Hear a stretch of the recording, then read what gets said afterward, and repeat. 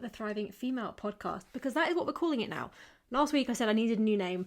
I brainstormed for ages on really cool names, and I realised that Thrive in 5 does not work anymore because this is no longer a 5-minute podcast, clearly.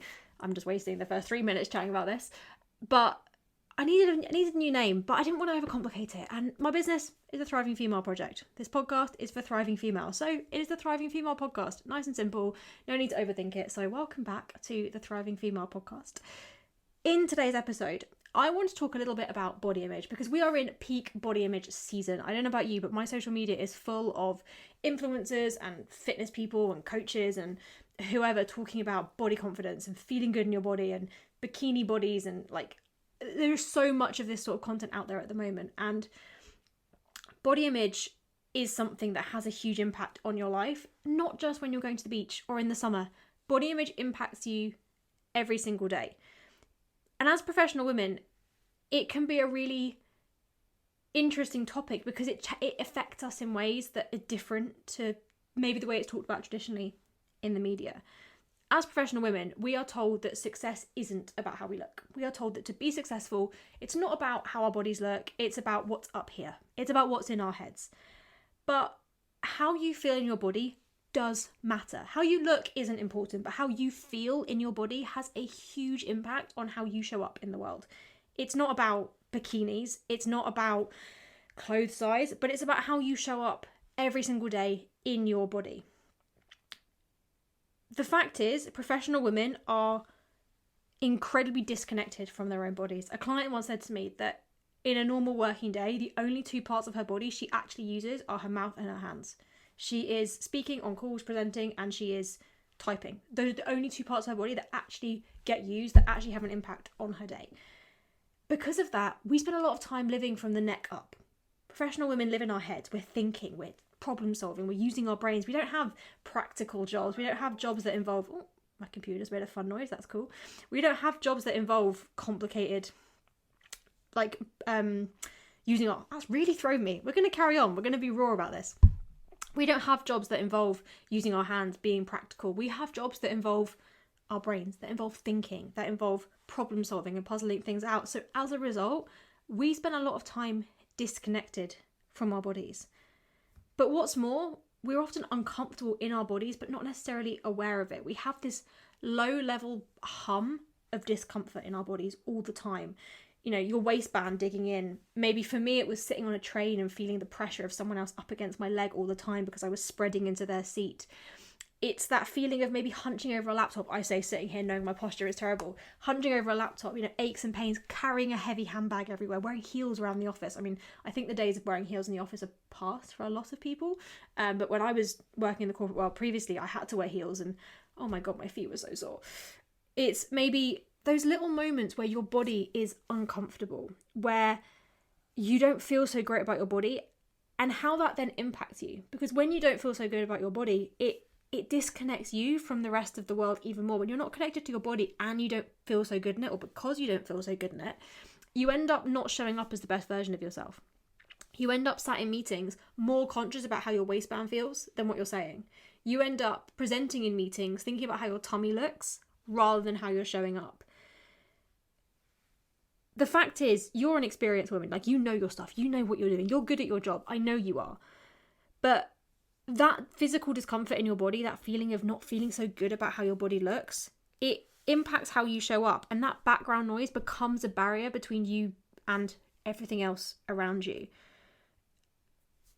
I have so many moments, when I look back on my corporate career, there are so many moments where I remember how I felt in my body, not what was going on in the meeting. I remember one meeting in particular where I was standing up and presenting and all I could think about was my tummy.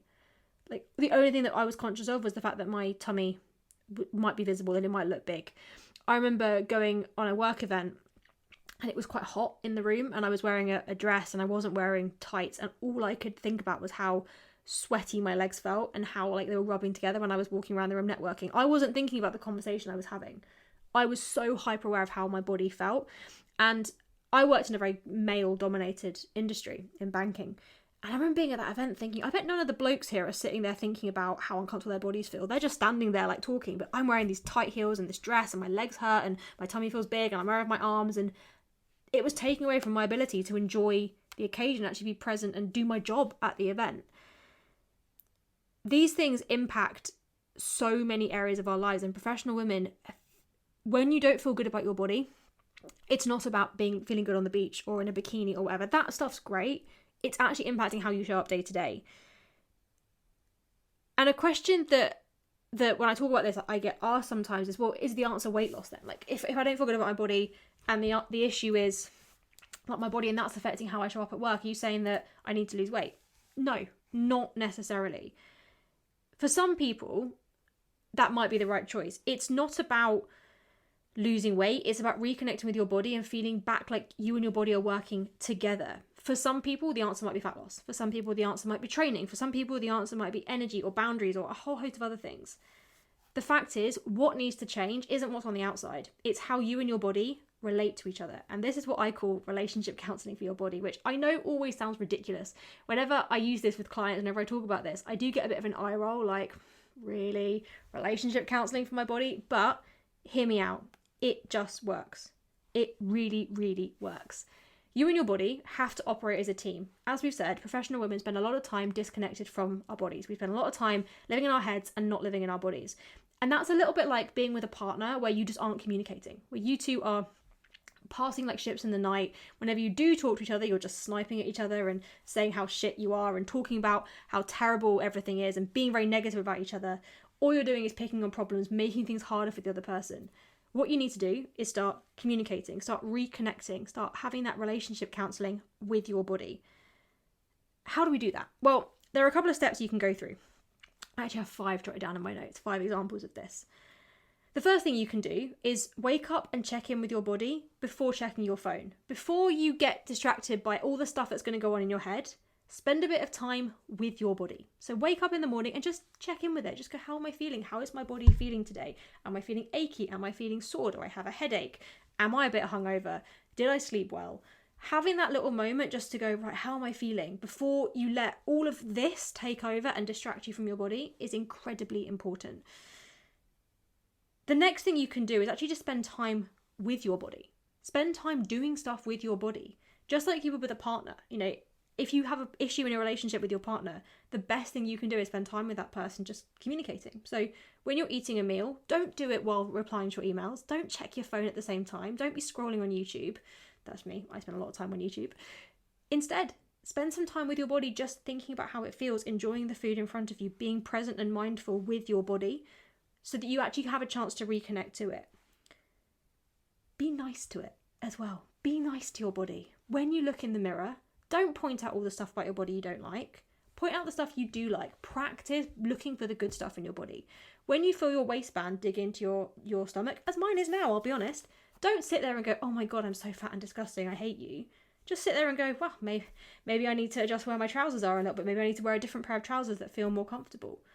When you are aware of your body feeling something negative, don't point out the negative. Instead, look for the positive. Treat your body like you would your partner. Be kind to it. Be nice to it. Have a good relationship with it. Be positive with it.